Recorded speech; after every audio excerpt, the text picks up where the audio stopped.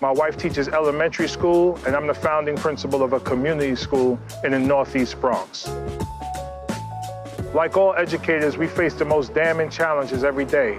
We work with children and families who suffer from poverty, asthma from pollution, homelessness, lack of health care. My name is Jamaal Bowman.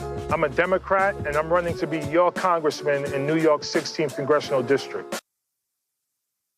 Last summer, when Jamaal Bowman released that video, he looked like a long shot to win that seat, a real long shot. The incumbent, the guy who's running against, was Engel.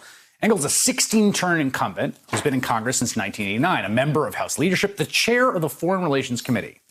Jamaal Bowman did not have any money. He did not have any institutional backing. He was an educator, a middle school principal. Congressman Engel was endorsed by Hillary Clinton and Speaker of the House Nancy Pelosi. Even the Congressional Black Caucus PAC endorsed Engel. And then in the middle of the campaign, there was a pandemic where nobody could really campaign.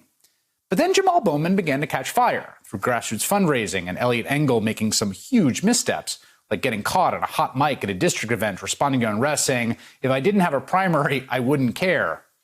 In the end, Jamaal Bowman did not just eke out a victory. Today, the Associated Press declared it for him by a double-digit margin. Now, full disclosure, we have not covered this race at all while it was happening, not once, because I have a very clear conflict, which is that my brother managed Jamaal Bowman's campaign. But now the race is over. It's my pleasure to welcome Jamaal Bowman, Democratic nominee for New York's 16th Congressional District. Congratulations, Mr. Bowman. How are you feeling after this finally got called about 3 or 4 weeks later? Feeling pretty awesome. Feeling good, feeling relieved, feeling excited, feeling like I can finally celebrate a bit for a few days before getting to work.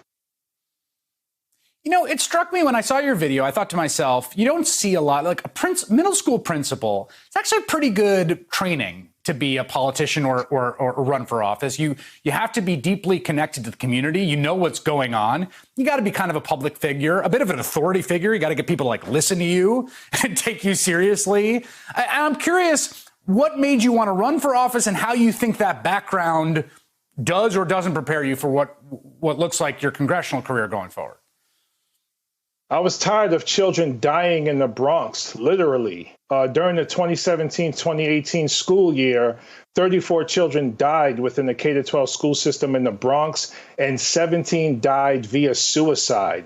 And right here across the street in Co-op City, across the street from my school, a young girl, 9th grader, jumped off the building after being bullied in school. And in New Rochelle, which is also in the district, one young girl stabbed another during a conflict during a lunch break at New Rochelle High School. So kids were literally dying in the streets, and they're still dying in the streets, not just from police brutality, but because they live in communities that have been historically neglected, marginalized, and disenfranchised, and they're suffering through poverty and toxic stress and chronic trauma. So after working in education for 20 years and being a middle school principal for 10 years, I just got tired of it. And when I spoke to people throughout the district about Congressman Engel's leadership, we continued to hear that he was absent, he was disengaged, and they felt it was time for a change. So after the work in education that I've done, organizing beyond the walls of the school, I decided to jump into this race, and thankfully we were able to pull out a victory.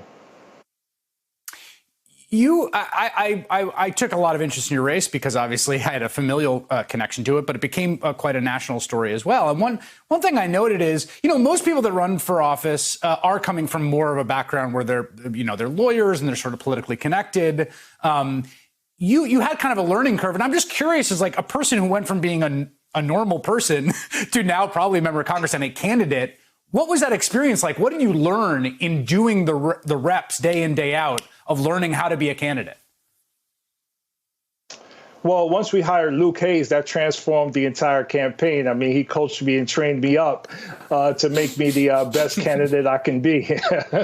No, but in all seriousness, he was a tremendous help. The Justice Democrats were a tremendous help. And you're right about the learning curve. You know, I kind of had to go back to school just to download all of the policies that were being pushed in Washington, things happening at the local level, both at the state level and city level, and just connecting with grassroots organizations that have been doing the work right here on the front lines with regard to immigration reform, housing reform, economic and environmental justice. I just plugged into all of the groups doing the work, did as much as I could to learn all I could about the issues, and then just use the skills that I learned in education, just connecting with people, meeting with people, listening carefully, being a learner throughout the process, and just rooting everything that we talked about and everything we did in our common humanity, whether we're talking about foreign policy, domestic policy, what's happening in Rye, New York, what's happening in Riverdale, what's happening in the Bronx. It's all about our common humanity, and that's what our campaign was rooted in from the beginning.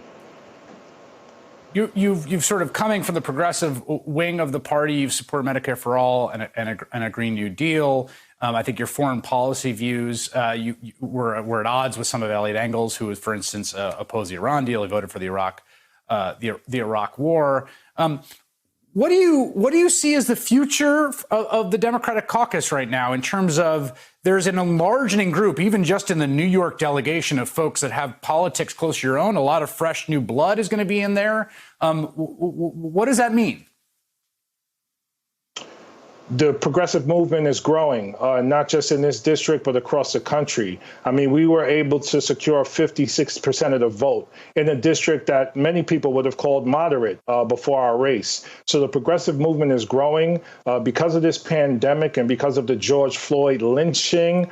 People are really ready to fight for racial and economic justice in a very real way and deal with institutional racism in a real way as well. So not just focus on police brutality and mass incarceration, but also universal health care, a Green New Deal, fully investing in our public schools, and just centering the needs of those who are most marginalized and disenfranchised, centering the working class, the working poor, holding Wall Street, the wealthy, and large corporations accountable. The American people are demanding this level of change, and that's why we were able to pull out this victory. So that's what the Democratic Party needs to be all about in this moment. This is a unique moment in American history, and we have to take charge and respond urgently to this moment. It is a unique moment, and the district you are going to represent most likely has been hit hard by all of those forces. I know it very well because it's my home district. Jamaal Bowman, thank you so much for making time tonight.